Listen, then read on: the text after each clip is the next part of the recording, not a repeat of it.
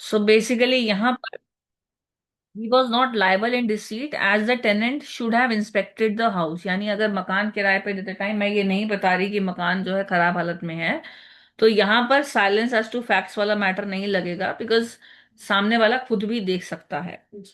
Second example में, H एक commercial traveller है, उन्होंने एस के साथ एक एम्प्लॉयमेंट ली है।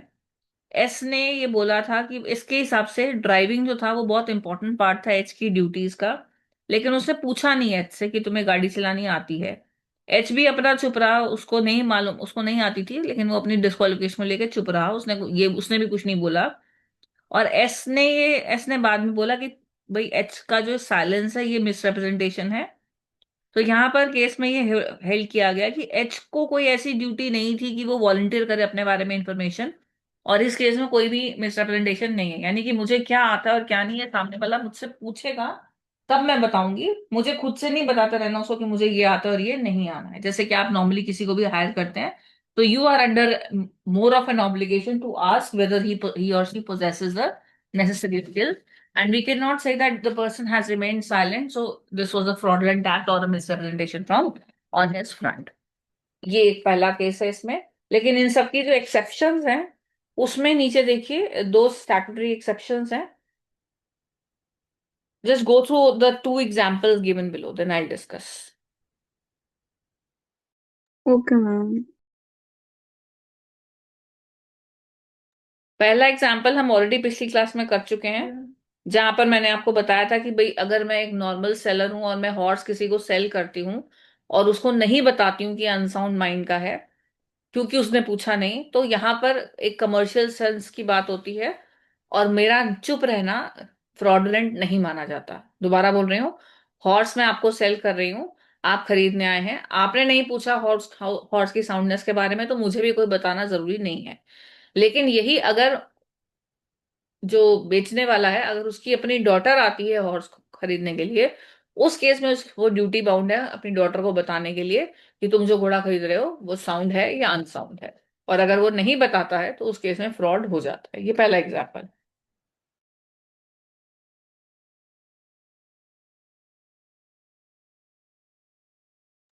सेकेंड एग्जाम्पल में, A says to B, if you do not deny it I shall assume that the horse that you are selling is sound. तो अगर ये वाला भी हम कर चुके हैं कि अगर आप नहीं बोलते तो साइलेंस इक्विवेलेंट टू स्पीच हो जाता है। इसके नीचे आपको अदर एक्सेप्शंस भी दिख रही हैं इमेज पे। Yes ma'am. एक बार उसको भी रीड कीजिए। Okay ma'am.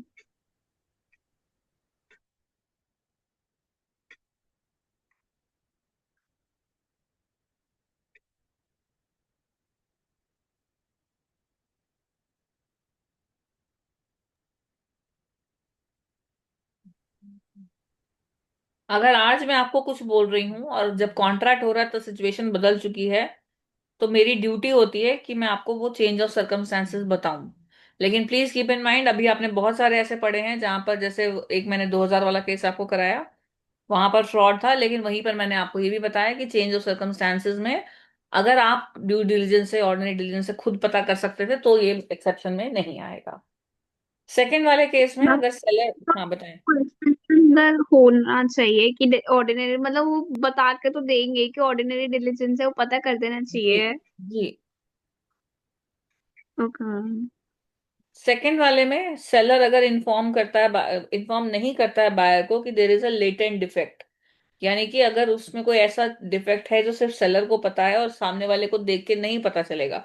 फॉर एग्जाम्पल, अगर मैं आपको कोई लैपटॉप सेल कर रही हूँ, आपने उसको ऑन करके देखा, थोड़ा बहुत ठीक ठाक चल रहा है, लेकिन हो सकता है उसका एक ऐसा स्पेयर पार्ट है जो 1 घंटे बाद हीट अप हो जाता है, और मैंने आपको ये नहीं बताया, तो यहाँ पर मेरी साइलेंस अमाउंट टू फ्रॉड रहेगी। थर्ड केस में, trustee does not make full disclosure of the facts to beneficiary while entering into contract with him as to property of which he is a trustee. His silence as to material facts amounts to fraud।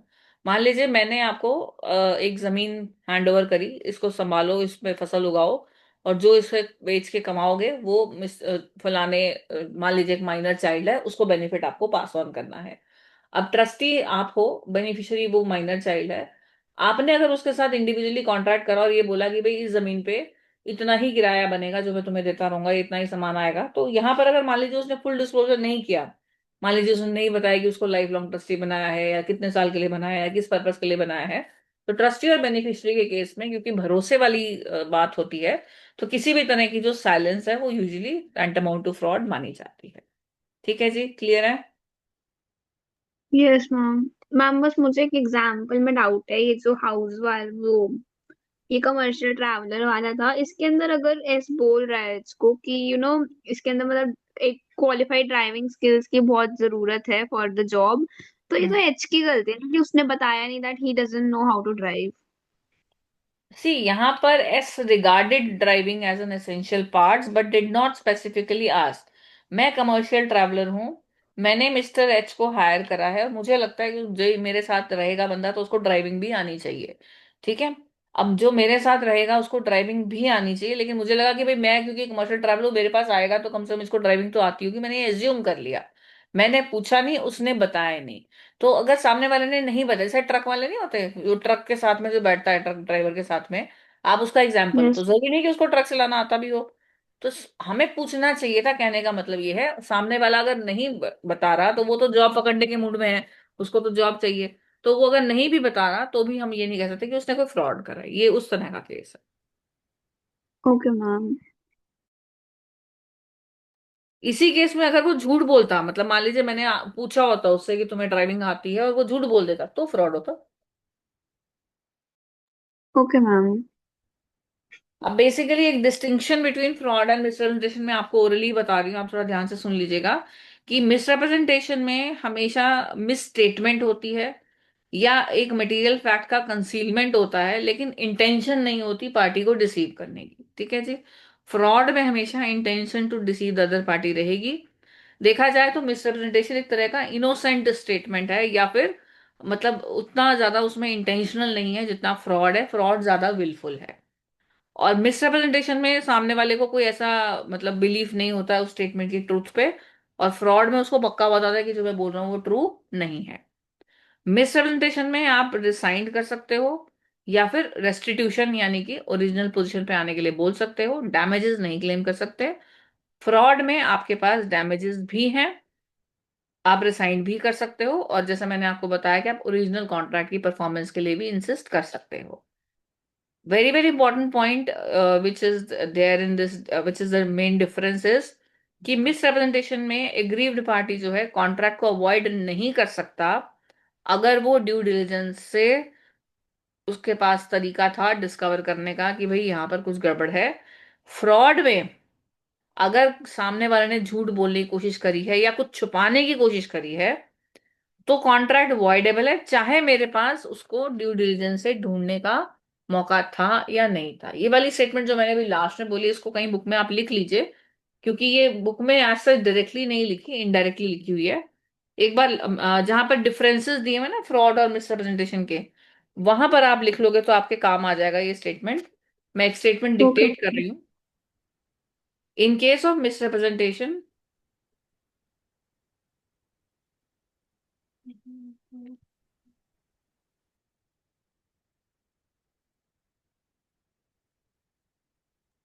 ये basically जो last point है ना आपकी यहाँ पर, उसी की मैं एक्सप्लेनेशन ही लिखवा रही हूँ, देखो।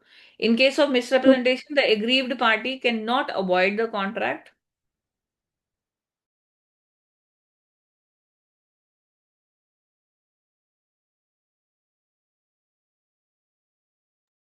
if it had the means to discover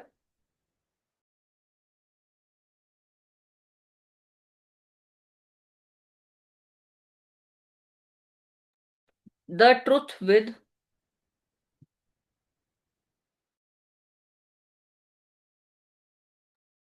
ordinary diligence.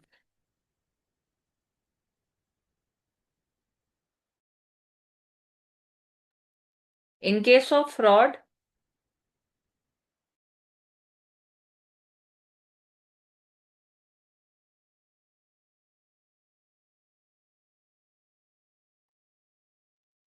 when there is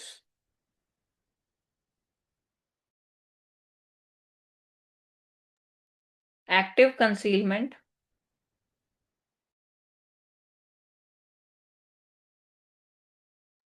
the contract is voidable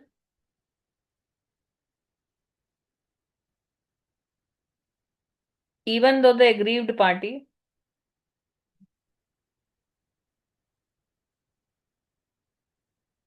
had the means of discovering the truth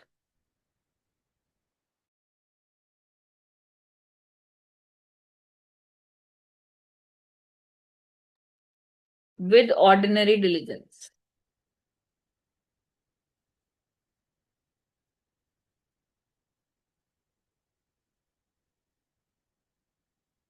page 2.71 पे जो डिफरेंसेस वाला आपका कॉलम है, फ्रॉड एंड मिसरिप्रेजेंटेशन, उसको अब आप दोबारा रीड कर लीजिए।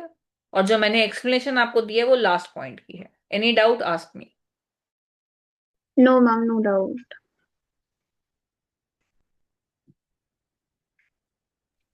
ठीक है जी, मिस्टेक पे चलते हैं।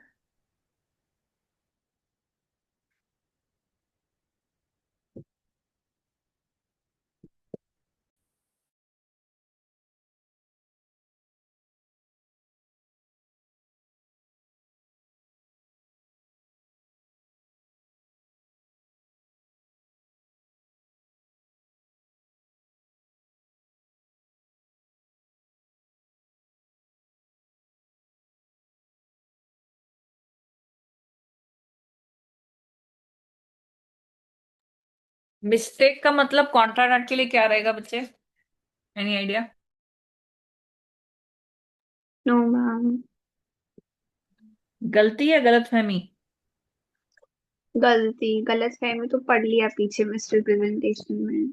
यहाँ पर वो भी, यहाँ पर ये भी गलती नहीं रहेगा, गलतफहमी ही रहेगा।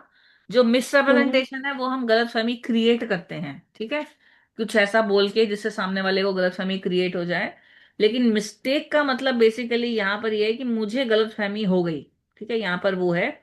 इट इज बेसिकली, आप जैसे डेफिनेशन देखें यहाँ पर आपके स्टडी मॉड्यूल में ही लिखी है, मिस्टेक के फ्लो चार्ट के नीचे वहां पर लिखा है, मिस्टेक में बी डिफाइंड एज इनोसेंट और एरनेस बिलीफ।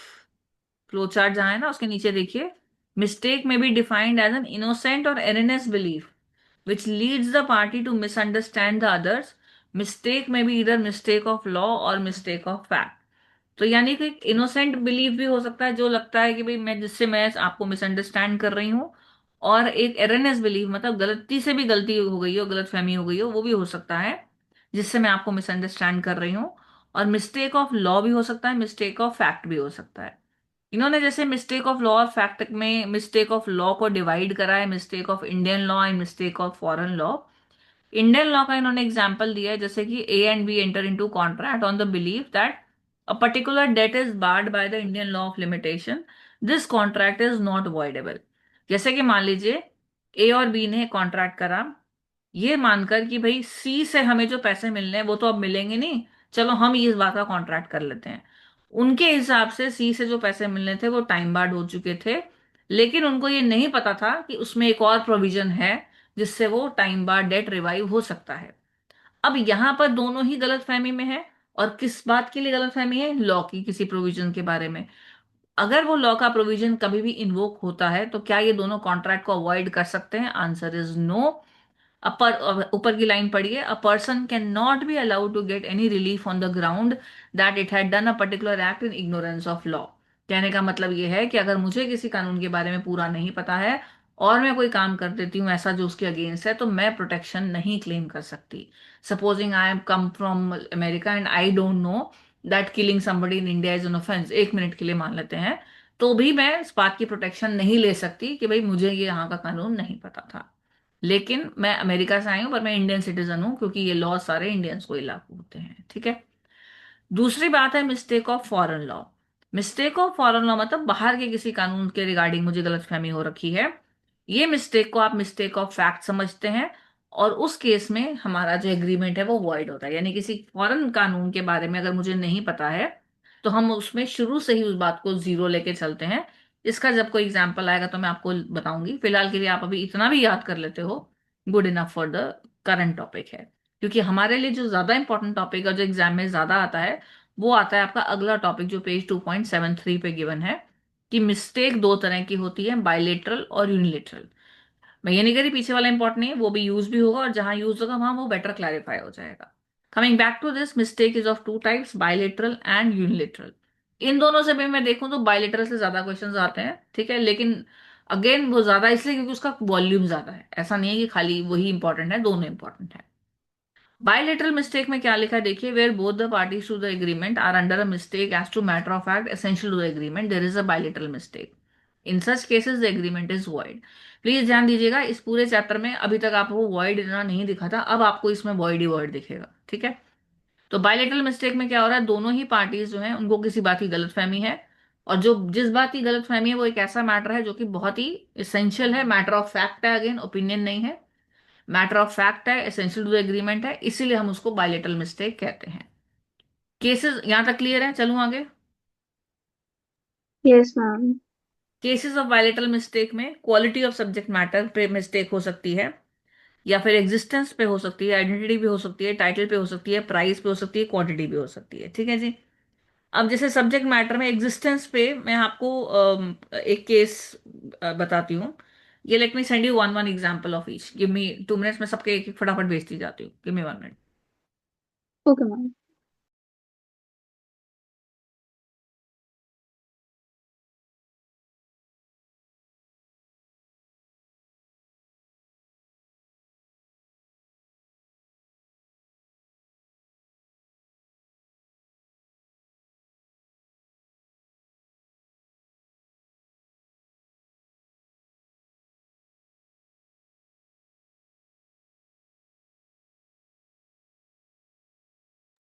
ये वाला केस देखिए जो मैंने आपको भेजा है, एग्जिस्टेंस ऑफ सब्जेक्ट मैटर से रिलेटेड।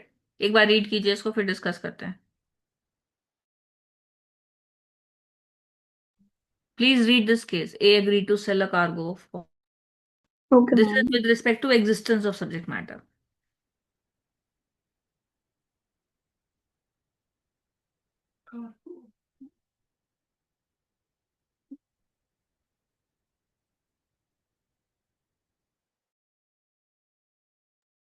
बेसिकली ये पॉइंट क्या है कि अगर दोनों पार्टीज को लग रहा है कि हम जिस बारे में कॉन्ट्रैक्ट कर रहे हैं वो सब्जेक्ट मैटर भी है, जबकि वो है ही नहीं, वो एग्जिस्टेंस में ही नहीं, तो एग्रीमेंट वाइड हो जाता है, ठीक है। एग्जाम्पल देखिए, ए ने एक कार्गो ऑफ कॉर्न सेल करना था, उसने एग्री करा, और उसको लग रहा था कि हाँ ये रास्ते में है, सलोनिका से यूके में आ रहा है ये कॉर्न, वही मैं कॉर्न आपको सेल करूंगा। लेकिन ना मुझे पता है ना आपको पता है कि कॉर्न जो है पूरा फर्मेंट हो चुका है, सड़ चुका है पूरा, और जो जो शिप है उसके उन्होंने ऑलरेडी उसको रास्ते में भेज दिया क्योंकि पूरा खराब हो गया था। हमें नहीं पता, हमने तो यहाँ कॉन्ट्रैक्ट करा।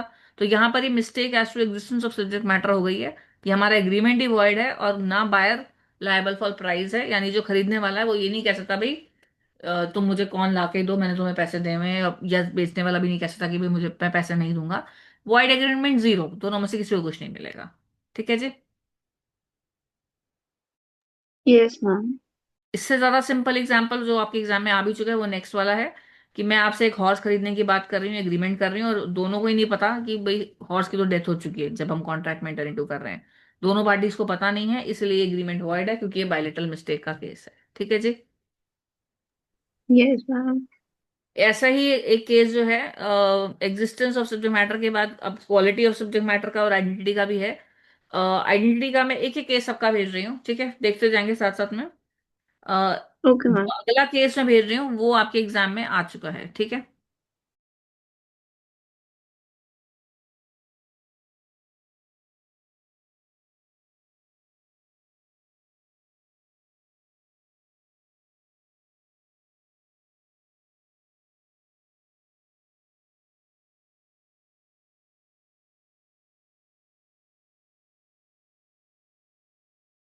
अब ये जो केस है इसको देखिए, यहाँ पर ए ने 50 राइफल्स जो हैं बी की दुकान में इंस्पेक्ट करी हैं, मैं आपकी दुकान में 50 राइफल्स इंस्पेक्ट करके आई हूँ, और मैंने आपसे पूछा है कि प्राइस बताइए, और उसके बाद मैंने आपको टेलीग्राम भेजा है कि प्लीज सेंड 3 राइफल्स, लेकिन गलती से टेलीग्राम वाले से चला गया सेंड द राइफल्स, आपने पूरी 50 राइफल्स मुझे भेज दी, मैंने उनको 3 राइफल उसमें से रख ली और बाकी वापस भेज दी। तो क्या यहाँ पे कॉन्ट्रैक्ट है? वो कह रहा है नहीं, क्योंकि यहाँ पर जो आइडेंटिटी थी कि भाई मैं कुछ सोच रही हूँ और आप कुछ सोच रहे हो, क्योंकि वो मिस्टेकन आइडेंटिटी का केस है, इसलिए देखा जाए तो एग्रीमेंट वॉइड है, लेकिन जो 3 राइफल मैंने रख ली हैं उसके मुझे पैसे देने पड़ेंगे। Is the case clear? Check कीजिए। Yes ma'am. मैम बट ये क्वांटिटी का भी तो हो सकता है। क्वांटिटी का भी हो सकता है, लेकिन क्वांटिटी मैंने, ये तब होगा क्वांटिटी का जब दोनों एक ही क्वांटिटी तो कम से कम सोच रहे हो ना। क्वांटिटी मतलब ये जो आप नीचे बोल रहे हो, mistake as to quantity of subject matter. Ma'am. हाँ, ये कर सकते हैं, इसमें भी आ सकता है, बिल्कुल आ सकता है। ओके बिल्कुल आ मैम। सकता है। क्वालिटी में अगेन इस तरह से आ सकता है कि जैसे मान लीजिए मैंने कहीं पे कहीं ऑक्शन कर रही हूँ मैं, और मैंने ये लगा दिया वहां पे, उसके ऊपर स्टिकर लगा दी कि ये भाई चार्ल्स किंग चार्ल्स के जमाने का है, जबकि था वो उससे रीसेंट जमाने का। और मुझे भी नहीं पता था किंग चार्ल्स का है या उससे रीसेंट जमाने का, मैंने तो ऐसे स्टिकर लगा दिया।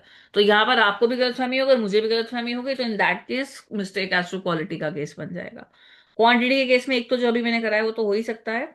दूसरा इसमें आ सकता है कि जैसे अगर कोई मैं आपको कोई सिल्वर बार बेच रही हूँ और मुझे नहीं पता कि वो कितने की है, मैंने अंदाजा से उसका वेट आपको स्टिकर पे लगा दिया कि अंदाजा से अगर वो मान लो 100 ग्राम का था, मैंने उस पे लगा अंदाजे से उसके ऊपर 78 या 80 कुछ लगा दिया। तो बेसिकली डिफरेंस अगर किसी क्वांटिटी में आ रहा है, वो जो मैंने लगाया स्टिकर उससे आप भी मिसलीड हो गए, तो वो भी एक मिस्टेक एज टू क्वांटिटी पे रहेगा।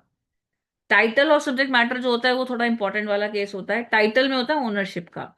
जैसे कि मान लीजिए मैंने आपसे एक कोई भी दुकान लीज पे ली, लेकिन एक्चुअली ये बड़ा इंपॉर्टेंट, मतलब बड़ा फनी केस लगेगा आपको, लेकिन ये भी बहुत सिंपल केस है कि इसमें क्या था कि मैंने आपसे किराए पे कोई जमीन ली, और बाद में पता चला कि वो जमीन मेरी है। हो सकता है मेरे किसी इंसेस्टर से आपके किसी इंसेस्टर ने जबरदस्ती हथियाई होगी। तो जब वो मेरी ही जमीन थी, तो उसका टाइटल कैसे पास ऑन हो सकता था? तो यहाँ पर दोनों पार्टीज को मिस्टेक थी, और यहाँ पर जो एग्रीमेंट था वो वॉइड माना गया था। ये एक ही केस हुआ है अभी तक, और ये बड़ा मतलब कई बार एग्जाम्स में ये अपनी तरीके से घुमा के इसको पूछ लेते हैं। ये प्राइस ऑफ सब्जेक्ट मैटर का एक केस स्टडी मैं आपको भेज रही हूँ, ठीक है? I am sending that. Rest actually हमने जब क्वेश्चंस करेंगे ना तो उसमें ये सेम केसेस कवर्ड है, इसलिए मैं थोड़ा स्पीड से बोल रही हूँ। जो नहीं है मैं वो आपको भेज रही हूँ। I am sending one more case.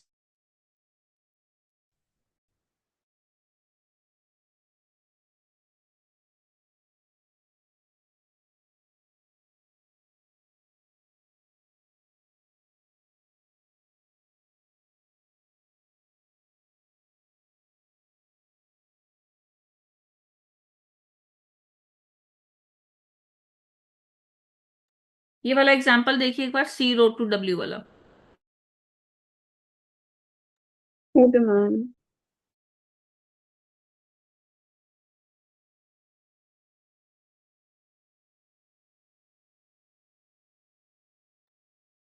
ये कोशिश कीजिएगा मुझे एक्सप्लेन करने की।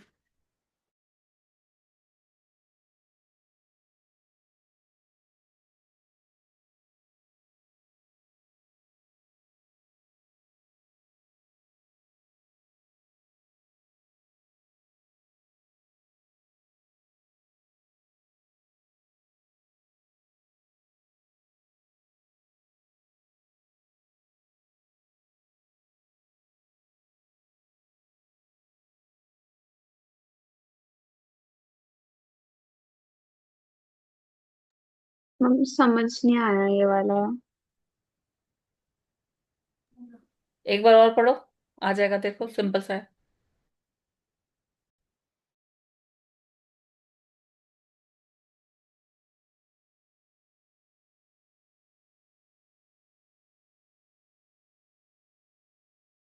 इसमें बेसिकली हुआ ये था कि मैंने आपको पहले इनिशियली एक ऑफर दिया था 2250 का, तब आपने मना कर दिया, ठीक है? अब मैंने आपको एक लेटर भेजा, सॉरी, मैंने आपको पहले 2000 का मैंने आपको एक ऑफर भेजा था, वो आपने डिक्लाइन कर दिया था। अब मैंने चिट्ठी भेजी, उसमें लिखा था 1250। तो बेसिकली आपने ये फटाफट एक्सेप्ट कर लिया, क्योंकि आपको पता था कि ये 1250 एक्चुअली 2250 टाइपिंग मिस्टेक है। देखो कैसे इसको समझना है। C wrote to W offering to sell certain property for 1250, मैंने आपको एक चिट्ठी भेजी है जिसमें प्रॉपर्टी का प्राइस 1250 लिखा है। और आपने जो है ऑलरेडी मुझे एक ऑफर दिया था 2000 में खरीदने का, जो कि मैं डिक्लाइन कर चुकी हूँ। तो अब आपको पता था कि ये जो मैंने लिखा है 1250, ये एक्चुअली जो है बाय मिस्टेक है, एक्चुअली तो मैं 2250 कहना चाह रही हूँ। लेकिन क्योंकि टाइपिंग एरर हो गया है, तो इसलिए आपने उसका फायदा उठाने के लिए फटाफट से हाँ कर दिया। Held W knew perfectly well that the offer was made by mistake and hence the contract could not be enforced. तो W को पता था कि ये जो बाय मिस्टेक इसने फिगर लिखी है, इसीलिए कॉन्ट्रैक्ट एनफोर्स नहीं हो सकता। यानी जब there is a mutual mistake as to the price of subject matter, तो हमारा एग्रीमेंट वॉइड होता है। यानी मैं कुछ सोच रही हूँ अपने दिमाग में और आप कुछ सोच रहे हो, मेरा इंटेंशन एक पर्टिकुलर प्राइस पे एंटर इनटू करने का है, आपका एक पर्टिकुलर प्राइस पे एंटर इनटू करने का है, और हमारे बीच में कोई म्यूचुअल कंसेंट नहीं है इस बात को लेके, हम दोनों को गलतफहमी है रादर उस बात को लेके, तो हमारा एग्रीमेंट वॉइड हो जाता है। अभी क्लियर है? Yes ma'am. इसके अलावा जो यहाँ पर आपका जो quality, existence, identity, title, price, quantity, ये सारे आपके हो गए हैं। कई बार मिस्टेक होते हैं पॉसिबिलिटी ऑफ परफॉर्मिंग से भी रिलेटेड, कि क्या ये contract possible of being performed है या नहीं। जैसे कि कोई फिजिकल इम्पॉसिबिलिटी या लीगल इम्पॉसिबिलिटी जो हमने पहले पढ़ा था, वो भी कई बार मिस्टेक में डाल देते हैं। जैसे कि अगर मान लीजिए एक आप मैंने एक कमरा जो है किराए पे लिया किसी होटल का, और वहां से मुझे किसी राजा की कोरोनेशन प्रोसेस देखना है, ठीक है। लेकिन अगर मुझे भी नहीं पता और आपको भी नहीं पता कि वो कोरोनेशन जो है वो कैंसिल हो गया है, तो वो अब होना ही नहीं है, फिजिकली इम्पॉसिबल हो गया है वो टास्क। लेकिन मुझे भी नहीं पता और आपको भी नहीं पता, हम दोनों को गलत फहमी है, तो ये एग्रीमेंट एक वॉइड हो जाता है। ये हम बाद में जब इम्पॉसिबिलिटी पढ़ेंगे तब भी ये केस आएगा, और ये आपके मॉड्यूल में ही आएगा, तो हम तब भी लेंगे। लेकिन कई बार क्वेश्चंस इस तरीके से ड्राफ्टेड होते हैं कि दोनों पार्टीज को गलत फहमी भी दिखाई होती है क्वेश्चन में। तो प्लीज याद रख लीजिएगा कि mistake as to possibility of performing the contract भी यहाँ पर एक कई बार वो ऐड कर देते हैं, ठीक है। इसके अलावा एक छोटा सा टॉपिक इन्होंने दे रखा है यूनिलेटरल मिस्टेक का। एक एक ही लाइन में इन्होंने दे रखा है, इसका मैं आपको थोड़ा सा इमेज सेंड करूंगी। फिलहाल यहाँ जो लिखा है वो लिखा है कि सेक्शन 22 में contract is not voidable merely because it was caused by one of the parties to it being under a mistake। ये क्या कह रहा है सेकंड पॉइंट बताएंगे? सेक्शन 22। मैम बेसिकली कि कॉन्ट्रैक्ट वॉइडेबल नहीं होगा क्योंकि जस्ट मेयरली बिकॉज कि वन ऑफ द पार्टी को मिस्टेक हुआ मैटर ऑफ फैक्ट से रिलेटेड, बाकी अदर पार्टी जो थी वो श्योर थी अबाउट दैट थिंग। जी, तो बेसिकली हम ये कह सकते हैं कि यूनिलेटरल मिस्टेक जो है कभी भी एज अ डिफेंस हम नहीं ले सकते। मुझे गलत फहमी हो रही है तो ये मेरी प्रॉब्लम है, सामने वाले की थोड़ी प्रॉब्लम है, तो वहां पर वो कॉन्ट्रैक्ट जो है वॉइडेबल नहीं होता है, ठीक है। एक इसका एग्जाम्पल बुक में ही लिख लीजिए। A offers to sell his house to B,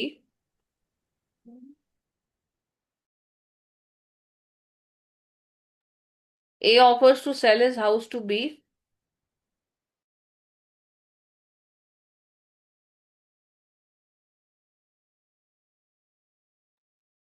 for an intended sum, an intended some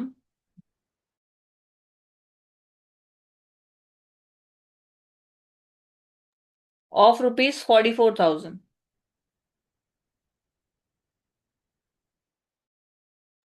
By mistake, he makes an offer. By mistake, he makes an offer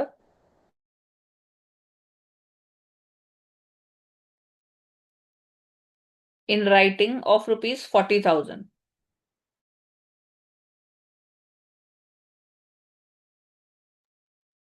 Full stop. He cannot plead. He cannot plead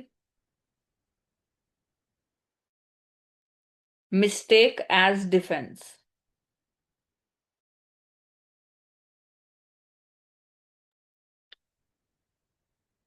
यहाँ पर 44,000 का मेरे को offer देना था, लेकिन मैंने गलती से टाइप कर दिया 40,000। तो मैं ये नहीं कह सकती कि सर गलती हो गई, मैं तो 44 में ही आपसे आपको ये चीज बेचना चाह रही थी। सेम वे अगर मैं कोई आर्टिकल खरीद लेती हूँ ये सोच के कि ये 1,000 रुपए का है, ठीक है, मुझे कोई चीज अच्छी दिखती है, मुझे लगता है तो 1,000 रुपए की मिल रही है, अच्छी है, बढ़िया है, जबकि उस वर्थ 50 रुपए की थी, तो मैं ये वापस थोड़ी दे सकती हूँ दुकान वाले को बोल के कि भैया 50 की चीज आपने मुझे 1,000 में बेच दी, ठीक है ना। तो यहाँ पर जब मुझे गलतफहमी हो रही है तो उसमें सामने वाले के साथ हम कॉन्ट्रैक्ट अवॉइड नहीं कर सकते। However, there are certain exceptions to this which are not given in the module. I'm going to send you that image. Please उसको go through कीजिएगा, ठीक है? Just wait. Okay ma'am.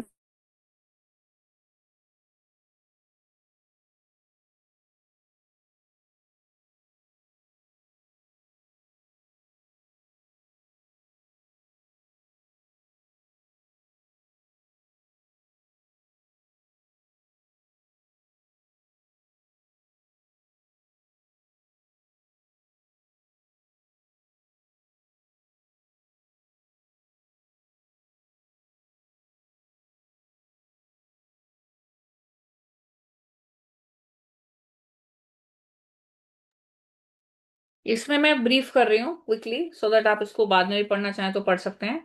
देखिए, पहला वाला है मिस्टेक एज टू आइडेंटिटी। यहाँ पर क्या होता है कि अगर एक पार्टी रिप्रेजेंट करती है दूसरे को कुछ और, जबकि है वो कुछ और, तो यहाँ पर क्या होगा, इवन दो यूनिलेटरल मिस्टेक है, हमारा एग्रीमेंट वॉइड होगा। पहले तो ये याद रखिएगा। यानी मुझे गलतफहमी हो रही है, आपको भी गलतफहमी हो रही है आइडेंटिटी से रिलेटेड, तो वो, अगर मेरी तरफ से ज्यादा गलतफहमी है, वैसे तो वो अवॉइड नहीं हो सकता, लेकिन क्योंकि वो आइडेंटिटी से रिलेटेड है इसलिए वो वॉइड है। एग्जाम्पल के नीचे लिए बेस्ट एग्जाम्पल इसमें बोल्टन वर्सेस जोन है। पहला एग्जाम्पल देखिए। बोल्टन वर्सेस जोन शायद मैंने, अच्छा, आपके साथ पहले करा था, ओके। इसको हम बोल्टन वर्सेस जोन में आपको बताती हूँ, वो अलग से भेजती हूँ। पहले इसके नीचे जो ब्लैंकन वाला है वो देखिए। ब्लैंकन ने लेटर से गुड्स ऑर्डर करे हैं लिंडसे से, ठीक है, और साइन ऐसे करा है कि लिंडसे को लगे कि भाई बहुत कोई फेमस फर्म की तरफ से ऑर्डर आया है, जबकि ऐसा नहीं था, वो एक नॉर्मल सी फर्म थी। तो क्या इन दोनों के बीच में कॉन्ट्रैक्ट है? वो कह रहे हैं आंसर इज नो, क्योंकि लिंडसे का इंटेंशन इस वाले ब्लैंकेन से डील करने का तो था ही नहीं, उसके बारे में तो उसने कभी सुना भी नहीं था। ये केस का नाम हो सके तो याद रख लीजिएगा, CUNDY वर्सेस लिंडसे, ये फेमस केस है। और सेम केस इसमें सी वाला है, if you want to read it's okay, otherwise you can leave. But इसके ऊपर की जो कहानी है वो जरूर पढ़ लीजिए। That it is a fundamental rule of law that if one of the parties represents himself to be some person other than he really is, मतलब मैं आपको रिप्रेजेंट कर रही हूँ, मैं कुछ और हूं जबकि मैं हूं नहीं वो, तो मेरी मिस्टेक, आपको गलतफहमी होगी मेरी आइडेंटिटी से रिलेटेड, उस केस में एग्रीमेंट वॉइड हो जाएगा। ए चाहता है कि वो बी के साथ कॉन्ट्रैक्ट करे, लेकिन कर वो सी के साथ रहा है और उसको पता नहीं है कि वो सी के साथ कर रहा है, तो यहां पर वही आइडेंटिटी वाली माइंड बात आ जाएगी, मीटिंग ऑफ माइंड्स नहीं है, इसलिए आपका कॉन्ट्रैक्ट वॉइड हो। मोटा मोटा ये एक्सेप्शन समझ में आ गई।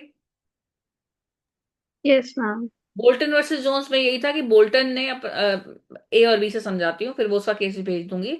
ए ने बी के साथ जो है कॉन्ट्रैक्ट करना चाहा था, लेकिन बी जो है अपना बिजनेस सी को सेल करके जा चुका था।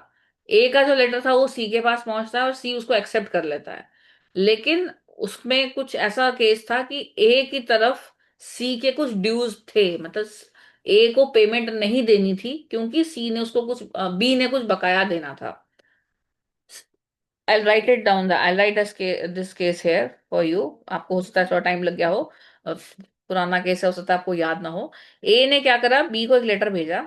बी से उसने मान लो 1,000 रुपए लेने थे, तो ए ने कुछ ऑर्डर भेजा बी को कि मुझे वो ऑर्डर भेज दो, और उसके माइंड में क्या था कि 1,000 रुपए वो सेट ऑफ कर देगा। लेकिन बी अपना बिजनेस जो है वो सी को बेच के जा चुका है। सी के पास जब ये ऑर्डर आया, उसको तो नहीं पता था कि 1,000 रुपए वापस देने, लेकिन ऑर्डर देके वो खुश हो गया और उसने ऑर्डर एग्जीक्यूट कर दिया। बाद में उससे जब पैसे मांगे तो ए ने मना कर दिया, ए ने कहा भी मुझे तो 1,000 रुपए आपसे वैसे ही लेने थे। तो यहाँ पर आइडेंटिटी के बारे में जो मिस्टेक हुई है, ये सेम हमारे ऑफर और एक्सेप्टेंस में भी आता है कि भाई हम वही एक्सेप्ट कर सकता है जिसको ऑफर किया गया हो, और अगर इस मिस्टेक है आइडेंटिटी से रिलेटेड तो वो कॉन्ट्रैक्ट अपना एक वॉइड एग्रीमेंट की शेप ले लेता है। ये इस एग्जैक्ट इसकी जो डिटेल्स है वो मैं आपको सेंड कर दूंगी। सेकंड वाला जो एग्जांपल मैंने अभी भेजा है ब्लैंकेन वाला, if that is not clear let me no. Ma'am it's clear. ठीक है जी, अब नीचे वाले दो एग्जांपल्स पढ़िए एक बार, फिर डिस्कस कर लेते हैं। मैम ये एस वांटेड टू गो वाले सर। हाँ जी, बस ये दो एग्जांपल कर लेंगे अभी। Okay ma'am.